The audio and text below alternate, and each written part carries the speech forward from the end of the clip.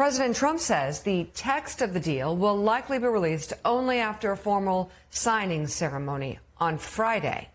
Meanwhile, confusion and contradictions continue. Israel's Prime Minister Benjamin Netanyahu, for example, says Israeli forces will remain in Lebanon. Netanyahu added in a defiant address yesterday, quote, "The struggle has not ended." Iran's foreign minister said this morning that continuing Israeli occupation of Lebanon would be a violation of the deal. Meanwhile, on the Strait of Hormuz, Iran indicated yesterday it intends to charge fees for unspecified services in the key waterway, just one day after President Trump claimed it would be reopened and be permanently toll-free. And when it comes to potential reconstruction funding for Iran, the president is pushing back on those reports. But a senior U.S. official told reporters yesterday that the possibility of releasing frozen funds, sanctions release, and a big $300 billion fund to rebuild Iran was discussed and would be tied to performance. Joe, sounds like there's a lot of work to do between now and Friday.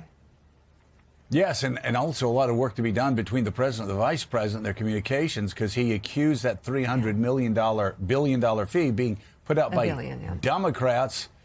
His vice president told CBS News that, yes, that $300 billion was possible for Iran to get based on their behavior. So Democrats, no. Vice President J.D. Vance, yes. You need to talk to J.D. because he's the one that was telling everybody yesterday, confirming what the Iranians were also saying. Mark McKinnon, I've thought from the beginning of this war that it was deeply ironic that the president that, a lot of people may think that Donald Trump despises Barack Obama or Jimmy Carter the most. George W. Bush, actually, for just like, for pound for pound, I mean, based on what I've heard him say, I mean, he just loathes George W. Bush and will tell anybody who will listen to him how dumb and stupid Bush was for getting us into Iraq and not taking the oil. One of the great ironies is he found himself in a similar position as George W. Bush, where actually the stakes were much higher. The stakes were the world economy. Talk about, you saw what getting tied down in the Middle Eastern war did to a president and the inability to do anything else. Talk about what looks like at least desperation from this vantage point of this president willing to give Iran pretty much what they wanted to get out of this war. Yeah, Joe, a lot of PTSD that I'm having these days about the Iraq war and the parallels.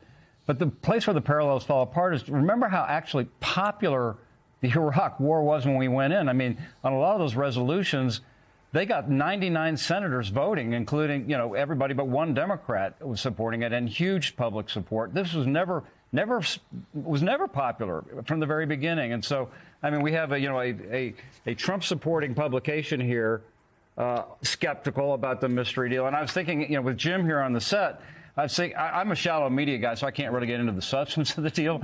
But what I can think about is the politics of it. And think about the midterms and this deal. Where would you rather be, attacking this deal or defending it, Jim? 1,000%. You want to attack this. You want to go straight at it. Mika's right. The devil's in the details. We can't see the details.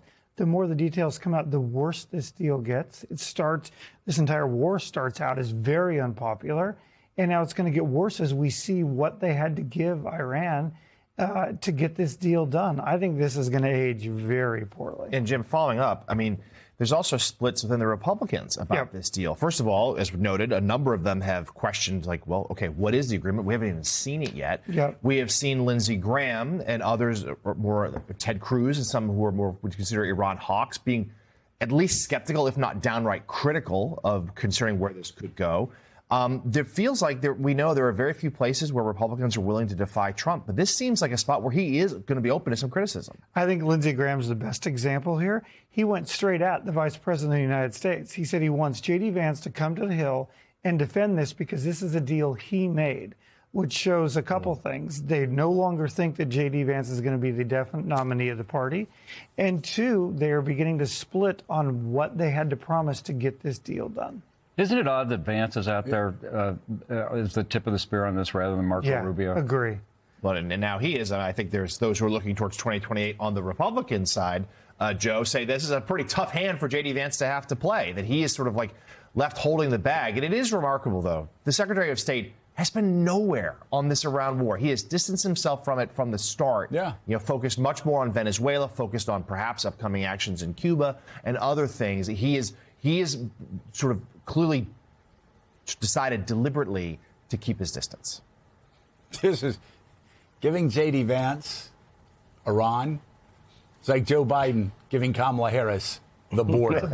It doesn't work out in the it's not going to, and it's deliberate. It's not going to work out in the end for him, especially when he's saying stupid things like, oh, well, you know, they've changed their ways. Do we have that clip yet, Dan? The clip where J.D. was on TV saying, oh, well, the Iranians now, what's so neat is the Iranians have changed their ways. Not yet. Well, get that for me, if you will.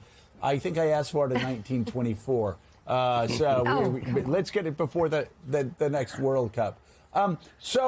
Anyway, now I've forgotten exactly what I was going to say. Walter Isaacson, when is America going to learn? Actually, I do remember what I was going to say. As a historian, when is America going to learn that you can win every single battle militarily? We won every single battle in Vietnam militarily. At the end of the war, General Herdling tells a great story of one of our colonels saying to one of the Vietnamese colonels, you know, in 75, you know, you guys didn't beat us in a single battle over the course of this entire war, over the course of the decade. And the response was from the Vietnamese colonel, he said, well, that may be true. It's also completely irrelevant. You look at Iraq. You look at Afghanistan. By the way, look at the American Revolution. We had trouble. Washington had trouble winning a lot of battles, but we won the war. I think in the Revolutionary War, one of Washington's greatest achievements was his retreat from Long Island, just staying alive for the next battle against the British. And so, when are we going to learn? When are American presidents going to learn? It doesn't matter what your military might looks like in drawn-out battles. You can win every military battle and still lose the war. And we keep doing it, and it sure as hell happened here. Iran's going to be in a stronger position regardless of how this deal ends. Iran's going to be in a stronger position after this war than they were before it.